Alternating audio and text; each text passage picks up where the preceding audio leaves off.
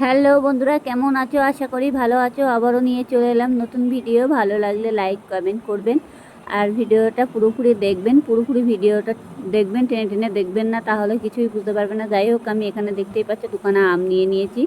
আমগুলো বড় বড়, অবশ্য বাজার থেকে কিনে এনেছিলাম আম দুটো।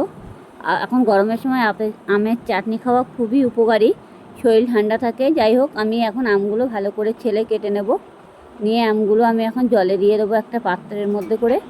আমগুলো পাত্রের মধ্যে জলে দিতে হবে, না হলে যে কালো কালচিটে হয়ে যাবে, জলটা একটু মানে কোষ্ঠ ভাব হয়ে যাবে, কালো হয়ে যাবে। আমগুলো কেটে রেখে দিলে খালি খালি জলে দিলে পরে আমগুলো কালো হবে না, আর মানে আমগুলো সাদাই থাকবে। যাই হোক, আমি আমগুলো ভালো করে ছিলে নিয়েছিলাম। ছিলে নিয়ে আমি লম্বা লম্বা করে কেটে আমি জলের মধ্যে ভিজিয়ে রেখেছি। এবার আমি কড়াইতে জল দেব, দিয়ে তাড়াতাড়ি করে আমগুলো সিদ্ধ বসিয়ে দেব। এরকম আমার আমগুলো সিদ্ধ বসিয়ে দিয়েছি জলের মধ্যে দিয়ে। আমগুলো অলরেডি সিদ্ধ করে নিতে হবে ভালো করে। অনেকে প্রেশার কুকারতে দেয়, কিন্তু প্রেশার কুকারতে দিলে কি হয়, তাড়াতাড়ি হয়ে যায়। কড়াইতে দিলেও তাড়াতাড়ি হয়ে যায়, কাঁচা আম তো দেরি হবে না। কিছুক্ষণ ফুটলে পরে ঢেকে দিয়ে রেখে দিলে তখন আবার মানে সিদ্ধ হয়ে যায় পুরোপুরি আমগুলো। এভাবে আমগুলো দেখতেই পাচ্ছে, হালকা একটু লবণ দিতে হবে। লবণ দিয়ে ভালো করে সিদ্ধ করে নিতে হবে আমগুলো। আমি কিন্তু লবণ দিয়ে দিয়েছি, আপনারাও কিন্তু লবণ দেবে।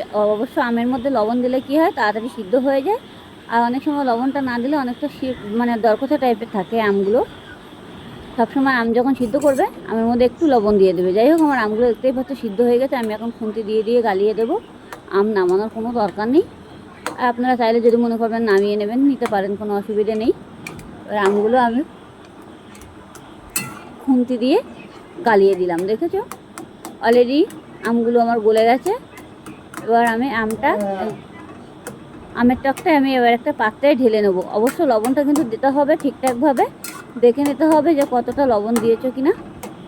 বেশি দেওয়া যাবে না, যেতেই হোক এটা মিষ্টি দেওয়া হবে তো, যার জন্য বেশি দেওয়া যাবে না। অল্প করে দিতে হবে যাতে পুড়ে না যায়। অল্প পুড়ে গেলে আমের টকটা ভালো লাগবে না তখন। মানে এই দেখো, লবণটা দিয়ে দিয়েছি। হালকা প্রথমে সিদ্ধ করার সময় অল্প একটু দিয়েছিলাম, এখন বেশি দেওয়া যাবে না। আর যেতেই হোক চিনি দেবো, সেই কারণে এবার এটাকে ভালো করে ফুটিয়ে নিতে হবে। অলরেডি তাড়াতাড়ি করে আমি আমের টকটা ঢেলে নিয়েছি। ঢেলে নিয়ে আমি কড়াই বসিয়ে দিয়েছি। কড়াইটাকে ভালো করে গরম করে নিয়েছি। নিয়ে আমি এবার একটু তেল দেবো। অল্প করে তেল দিতে হবে, বেশি তেল দেওয়া যাবে না, নাহলে তেলটা ভেসে থাকবে পুরো তরকারির মতো। আর বেশি তেল দিলে পরে মানে বাজে লাগবে একদম, মানে দেখতে। যাই হোক, আমি এখন সর্ষে ফোড়ন দেবো। আপনারা চাইলে পাঁচফোড়নও দিতে পারো, অসুবিধা নেই। সর্ষে যদি না থাকে, সর্ষে ফোড়ন দিলেও টেস্ট আলাদা হয়, পাঁচফোড়ন দিলে সে টেস্ট আলাদা হয়। এবার আমি সর্ষে ফোড়ন দিয়েছি। গ্যাসটাকে লো করে দিতে হবে, না হলে সর্ষেগুলো সব দৌড়াবে, ফোড়ার ভিতরে একটাও থাকবে না। এবার আমি আমের টকটা ঢেলে দেবো। এই অল্প অল্প করে ঢেলে দিতে হবে, যদিও কড়াইটা অলরেডি গরম হয়ে গেছে। ঢেলে দিয়েছি। ঢেলে দিয়ে আমি একটু হালকা হলুদ দিয়ে দেবো। বেশি হলুদ দেওয়া যাবে না, অল্প করে দিতে হবে কোনো রকম।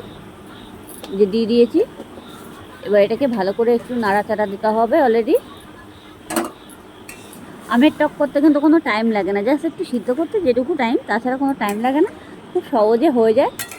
আর অতি অবশ্যই চেষ্টা করুন ঘরে বসে, খুব সহজ একটা রেসিপি। যাই হোক, আমার টকটা কিন্তু এবার ফুটে উঠে গেছে। এবার আমি চিনিটা দেবো। চিনিটা সেই বুঝে দেবেন, যতটা যেমন মিষ্টি খাবেন তেমন দিয়ে দেবেন মিষ্টিটা।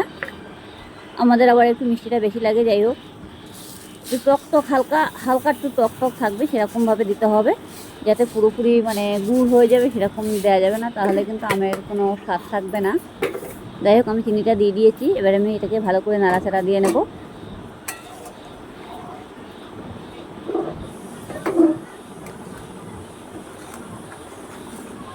আমি এখন নাড়াচাড়া দিয়ে নিচ্ছি, ভালো করে ফুটাবো। এখন আমি একটু ফুটাতে হবে আমের টকটা, ভালো করে নাড়তে হবে যাতে চিনিগুলো তলায় না বসে যায়। অনেক সময় চিনিগুলো একবারে দিলে, না নাড়াচাড়া দিলে পরে তাহলে চিনিগুলো পুরো তলায় লেগে যাবে, ধরে যাবে আর কি। চিনি দিয়ে একটু নাড়াচাড়া দিতে হবে। যাই হোক, আমি এখন নাড়াচাড়া দিয়ে দিয়েছি। এবার আমার আমের চাটনি ফুটে গেছে, দেখতেই পাচ্ছ, আর পুরোপুরি ফুটে যাবে। এই যে একদম, যদি মনে করো একটু হালকা করবে সেটাও করতে পারো, আর যদি মনে করো না আমি একটু টাইট টাইট করবো সেটাও করতে পারো, অসুবিধে নেই।